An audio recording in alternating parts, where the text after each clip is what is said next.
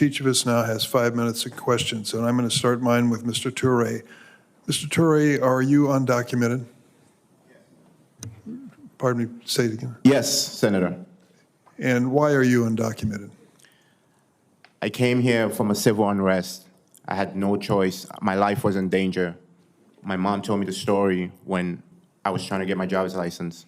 How old were you when you came? I came here when I was 7 years old. What do you do today? I'm a prosecutor. I represent victims of crimes and go after heinous people that have committed crimes against the Moran's family. You've talked about Ms. Moran's situation a minute or so earlier, but the perpetrator of the crime against her daughter Rachel would be the type of person that you would prosecute? Yes, Senator. I think there is a fundamental difference we're being asked to acknowledge here. Is there a difference between Mr. Toure and the animal who attacked Ms. Moran's daughter? Of course there is. This man for a living is prosecuting criminals. This other individual is a clear criminal with a record.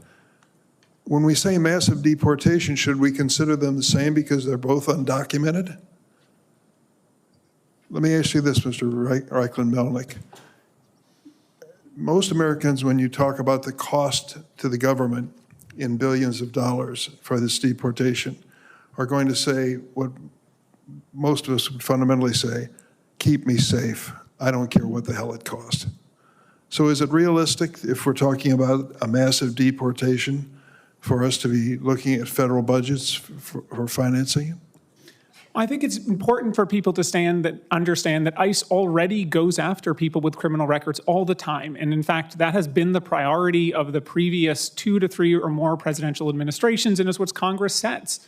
So the overwhelming majority of people who would be the targets of a mass deportation campaign do not have criminal records. They are people who have been living otherwise law-abiding lives in this country, living, working, and in many cases paying taxes. So you estimate, at least in one publication here, that the cost of massive deportation would be $316 billion? At a minimum. In fact, if you look at it over the course of an 11-year operation, it could be as much as $1 trillion. And that's for conducting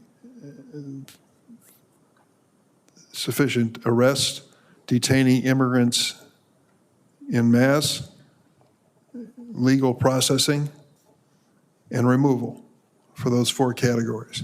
That's right. And we're looking at hundreds of billions of dollars to carry out a deportation of 4% of the U.S. population. So if you want to do a massive deportation to get Mr. Toure out of this country, you're talking about a massive amount of money that has to be spent. Enormous sums. And we hear from General Manner the impact it could have on our National Guard and military if they are given this responsibility. Have you taken that into consideration? We weren't even able to account for the costs of the military, so you should consider our estimates to be conservative. The actual costs would likely be significantly higher because there are so many factors that we couldn't even attempt to estimate. You're right. To carry out over 13 million arrests in a short period of time would require somewhere between 220,000 and 409,000 new government employees and law enforcement officers. Nearly impossible given current hiring challenges across law enforcement agencies. Could you explain that? Well, right now, ICE only has about 8,500 officers in the entire agency, and less than 1,000 are assigned to fugitive operations, whose job it is to go out into the community and arrest people.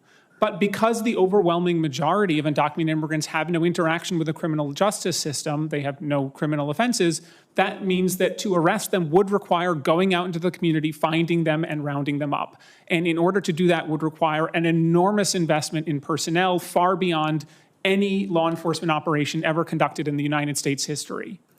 So if we are determined to remove Mr. Toure, the prosecutor from Philadelphia, from America, and send him back to Sierra Leone or someplace like that, you're talking about massive amounts of money. If we are to focus on the truly dangerous people in this country to make sure that they are removed and should be, that is a lesser amount for sure. That's right. In fact, if you look at data on ICE's own data, non-detained docket, which has already been cited by several members here, that is looking at about 1.2% or less of people who have any sort of serious violent offense. And of course, the resources involved there would be much smaller than trying to deport 13 million people. making a priority the dangerous people who are in this country or those who are here illegally and could be dangerous certainly is a much different assignment than saying massive deportations. Thank you, Mr. Malvik. Senator Graham. Does anybody disagree with the following statement?